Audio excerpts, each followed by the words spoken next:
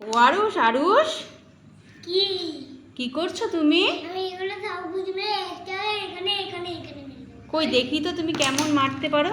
আরে বাবা, একটা পড়ে গেল। ভেরি গুড, এটা তুলে রাখো। আবার দেখি তুমি, আবার দেখি কেমন তুমি মারতে পারো। যা, এটা তো এই দূরেই চলে গেল। আবার দেখি তো। দেখো আমি একটা ভেরি গুড, আরেকটা কাছে আছে, মেরে দাও। এখানে আছে, মেরে দাও। যা, স্ট্রাইকারটাই পড়ে গেল।